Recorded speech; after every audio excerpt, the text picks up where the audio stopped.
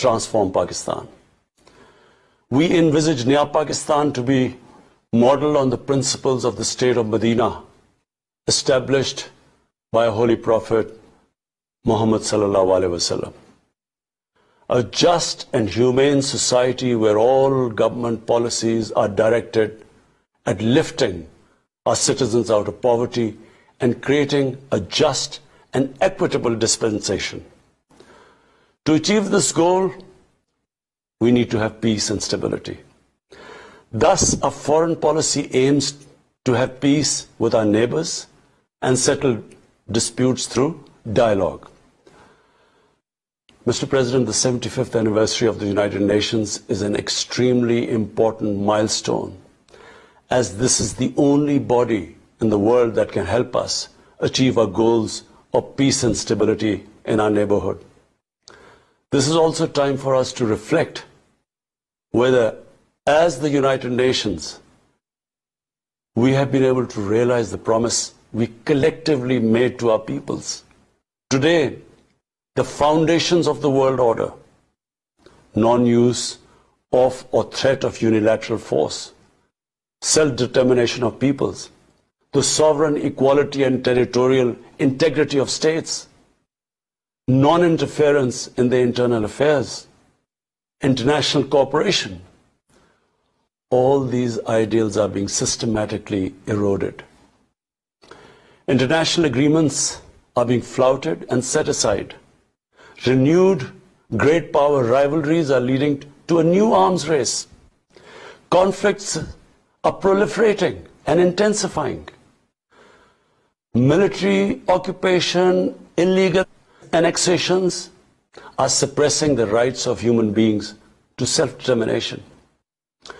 According to the respected professor Noam Chomsky, mankind is at even a greater risk than it was before the First and Second World Wars in the last century.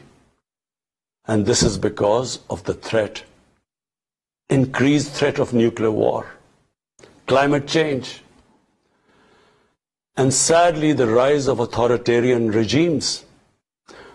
We must come together to prevent such a catastrophe. We believe that the driving force in international relations must be cooperation, in accordance with the principles of international law and not confrontation and force. We all must emphatically reaffirm our support for multilateralism. Mr. President, the COVID-19 pandemic has illustrated the oneness of humanity. In our interconnected world, no one is safe unless everyone is safe. Locking down to control the pandemic has triggered the worst recession since the Great Recession in the last century. This has hit the poorest countries the hardest, as well as the poor in all the countries. In Pakistan, we realized very early on that if we imposed a strict lockdown, the type that several affluent countries had imposed, we would have more people dying of hunger than the virus. Therefore, we adopted a policy of smart lockdown. While concentrating on the hotspots, the virus hotspots, we opened up our agriculture sector immediately, and then followed it up by the construction sector, which employed most of the people. At the same time, and this is despite financial constraints, my government deployed $8 billion, unprecedented amount, for our health services, plus support the poorest and most vulnerable households with direct cash payments through SARS program, and then subsidies to the small businesses. Even though our smart lockdown was heavily criticized in the beginning, but thanks to the Almighty Allah's grace, we have not only managed to control the virus, stabilize our economy, but most importantly, we have been able to protect the poorest segment of the society from the worst fallout of the lockdown. Today, Pakistan's response is cited among the success stories in controlling and responding to the pandemic. However, we are still not out of the woods. like no countries out of the woods today. But Mr. President, it was obvious from the outset that developing countries would need fiscal space to respond to and recover from the COVID crisis. Debt relief is one of the best ways to create that fiscal space for developing countries. Therefore, in early April, I called for a global initiative on debt relief. We appreciate the G20's official debt suspension initiative and the emergency and rapid financing offered by the IMF, World Bank, Asian Development Bank, and UN agencies. This, however, is not going to be enough. The IMF has estimated that developing countries will need over $2.5 trillion to respond and recover from the crisis. The official debt suspension will need to be extended and expanded. Additional debt relief measures will also be needed. Development banks should ensure adequate financial inflows. Rich countries have generated over $10 trillion to finance their own response and recovery. They should support the creation of at least $500 billion in new special drawing rights for the developing world. Mr. President, in my address to the General Assembly last year, I had highlighted the tremendous damage that illicit financial flows from developing countries to rich countries and to offshore tax havens cause. This leads to the impoverishment of the developing nations. Money that could be used towards human development is siphoned off by corrupt elites. The loss of foreign exchange causes currency depreciation. That in turn leads to inflation and poverty. The quest for getting back these stolen resources is nearly impossible, given the cumbersome procedures. Moreover, the powerful money launderers have access to the best lawyers. And sadly, because they are the beneficiaries, there is a lack of political will in the rich countries to curb this criminal activity. Mr. President, if this phenomena is unaddressed, it will continue to accentuate the inequality between the rich and the poor nations, and eventually will spark off a bigger global crisis, a far bigger global crisis than the present migration issue poses. The rich states cannot hold forth on human rights and justice when they provide sanctuary to money launderers, to their looted wealth. There are robust anti-money laundering and anti-terror financing regimes. I call upon this Assembly to take the lead in efforts to build a global framework to stem the illicit financial flows and ensure speedy repatriation of stolen wealth. It is important to realize that the aid that flows from rich countries to the developing world is minuscule compared to the massive outflows by our corrupt elites. Mr. President, this year, I must again reiterate the threat posed to mankind due to climate change. Unprecedented fires in Australia, Siberia, California, Brazil. Unprecedented floodings in various parts of the world. Record temperatures, even in the Arctic Circle. This should make all of us worried for our future generations. Commitments made through the Paris agreements must be fulfilled. In particular, the commitment to mobilize $100 billion annually as climate finance. Pakistan's contribution to carbon emissions is minimal, but it is one of those countries most affected by climate change. Yet, we have decided to take the lead as we consider addressing climate change a universal responsibility. We have launched an extremely ambitious program to plant 10 billion trees in the next 3 years as a contribution to mitigating the effects of climate change. Mr. President, the pandemic was an opportunity to bring humanity together.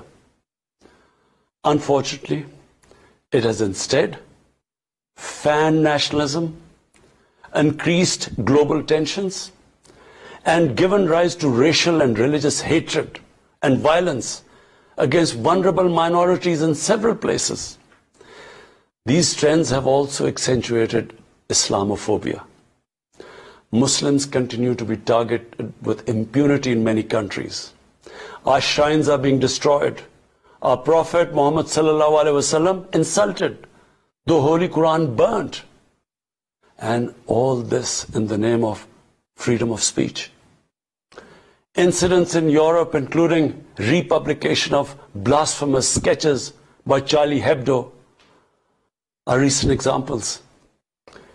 We stress that willful provocations and incitement to hate and violence must be universally outlawed. This assembly should declare an international day to combat Islamophobia and build a coalition to fight the scourge that splits humanity. Mr. President, the one country in the world today where I'm sad to say the state sponsors Islamophobia, and that is India. The reason behind this is the RSS ideology that unfortunately rules India today. This extremist ideology was founded in the 1920s. The RSS founding fathers were inspired by the Nazis, and they adopted their concepts of racial purity and supremacy. While the Nazis' hate was directed at the Jews, the RSS directs it towards the Muslims and to a lesser extent, the Christians. They believe that India is exclusively for Hindus and others are not equal citizens. The secularism of Gandhi and Nehru has been replaced by the dream of creating a Hindu Rashtra by subjugating, even cleansing, India's 200 million Muslims and other minorities. In 1992, the RS destroyed the Babri Masjid. In 2002, some 2,000 Muslims were slaughtered in Gujarat, and this was under the watch of Chief Minister Modi. In 2007, over 50 Muslims were burnt alive by RSS arsonists aboard the Samjhota Express train. In Assam, around 2 million Muslims face the prospects of being arbitrarily stripped of their nationality through the adoption of discriminatory laws. There are reports of large concentration camps being filled by Muslim Indian citizens. Muslims were falsely blamed, vilified, and victimized for spreading the coronavirus. They were denied medical attention on many occasions. Their businesses were boycotted. Cow vigilantes attack and kill Muslims with impunity. Last February, Muslims faced targeted killings with police complicity in New Delhi. Mass registrations in the past have often been a precursor to genocide. For example, the Nuremberg laws in Germany in 1935, and then in 1982 in Myanmar. The Hindutva ideology is said to marginalize almost 300 million human beings, Muslims, Christians, and Sikhs.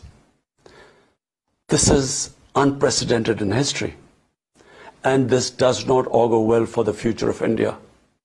As we all know, that marginalization of human beings leads to their radicalization.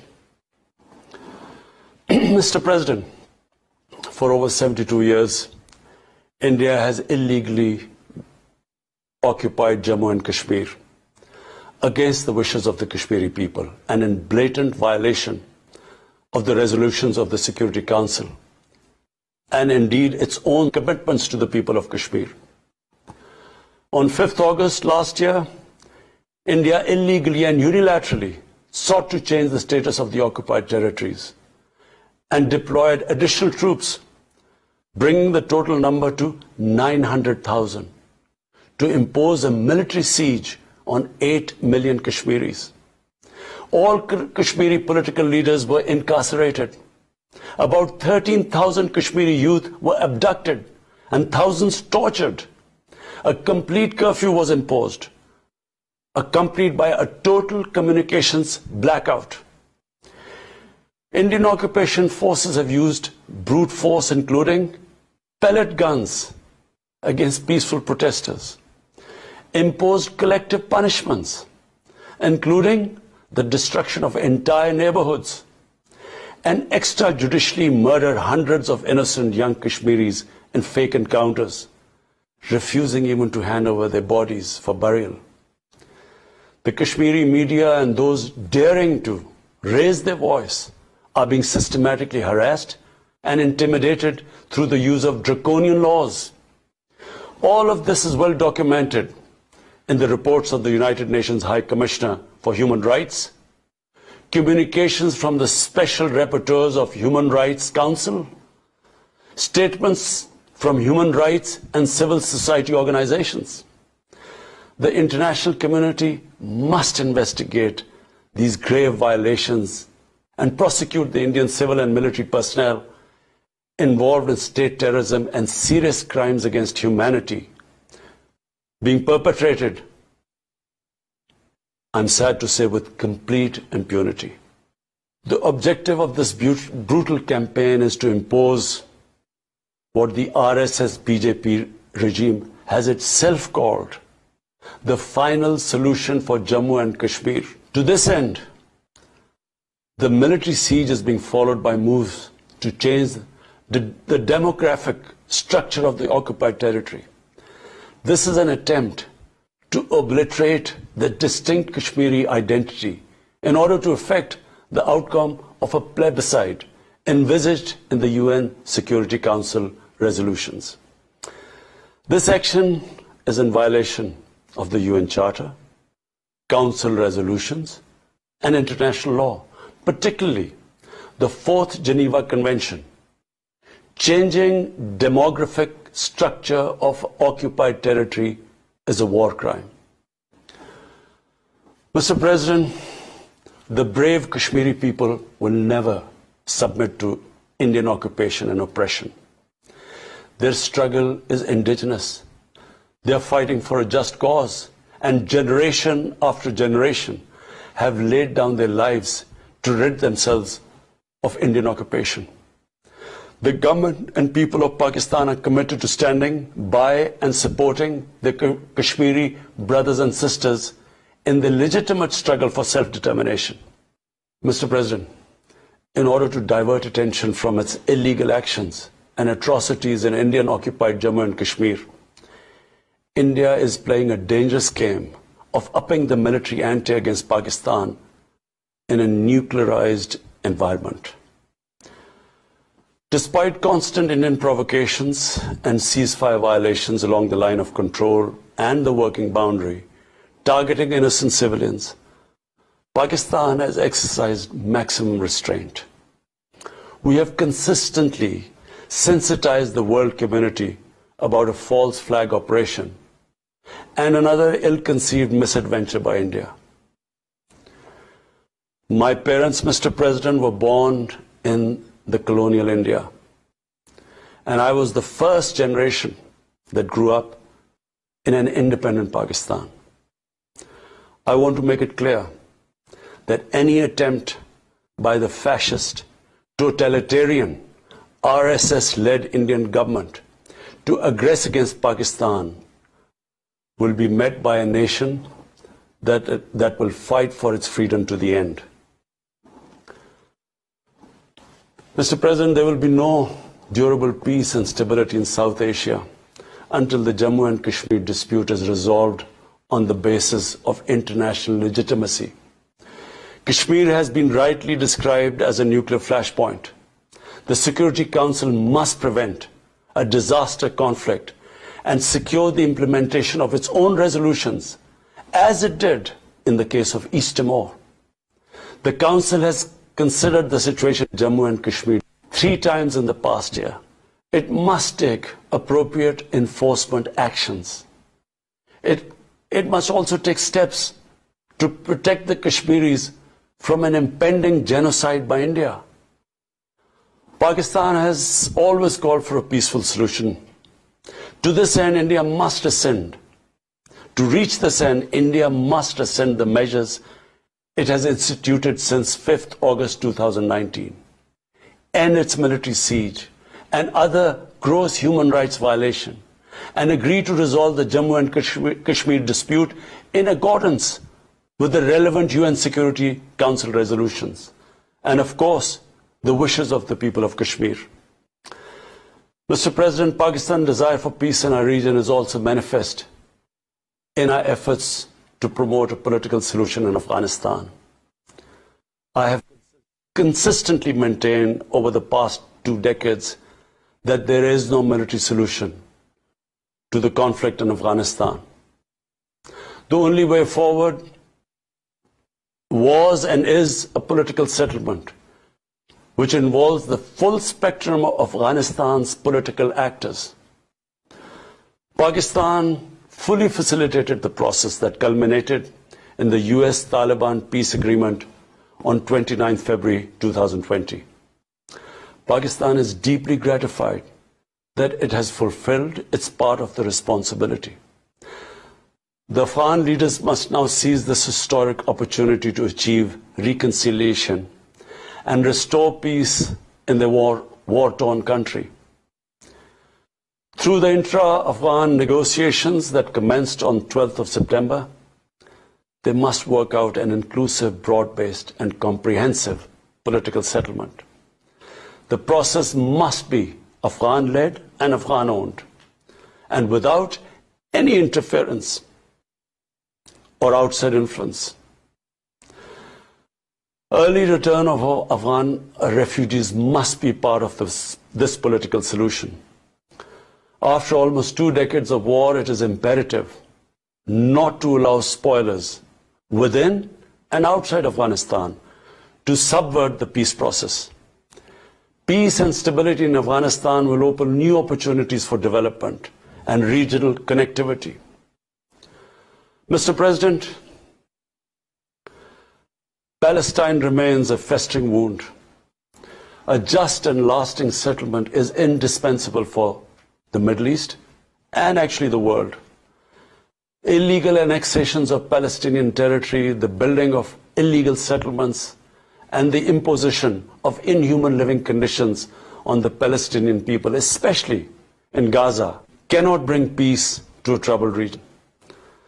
Pakistan continues to support a two-state solution in line with the UN General Assembly and Security Council resolutions within the international agreed parameters, and they are pre-1967 borders and Al-Quds Al-Sharif as the capital of a united, contiguous and independent Palestinian state.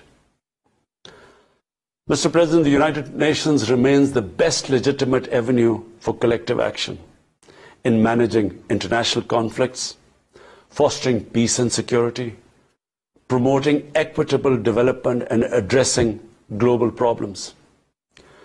I urge the Secretary General to take the lead in preventing global conflicts.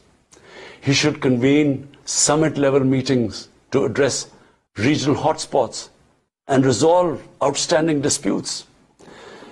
The United Nations should be made fully responsive to the challenges of our times. A comprehensive reform of the United Nations, including the Security Council, is essential to promote greater democracy, accountability, transparency, and efficiency. Pakistan will continue to participate actively in this process and endeavor with other member states to build a world where conflict is outlawed and equitable prosperity for all pursued in conditions of peace and security. I thank you. आज़म इमरान खान ने कहा कि हम इस सख्त वक्त में secretary general अक़वाम मत्तहिदा की क़यादत को भी सराहते हैं। पाकिस्तान ने हमेशा पुरअमन इक़दामात की हिमायत की है। भारत 5 अगस्त के इकदामात को वापस ले, भारत फौजी मुहासरा और इंसानी हुकूक की दीगर खिलाफ वर्जियों को खत्म करे। इमरान खान का यह कहना था कि मेरा हमेशा से यह मौक़िफ़ रहा है कि तनाज़े अफगानिस्तान का कोई फौजी हल नहीं है। वज़ीर-ए-आज़म इमरान खान ने कहा कि अफगानिस्तान के मसले का वाहिद हल मुज़ाकरात हैं। वज़ीर-ए-आज़म इमरान खान ने कहा कि पाकिस्तान को इत्मीनान है कि उसने अपने हिस्से की जिम्मेदारी निभाई। लालपुर कैलरिया में नेशनल और इंटरनेशनल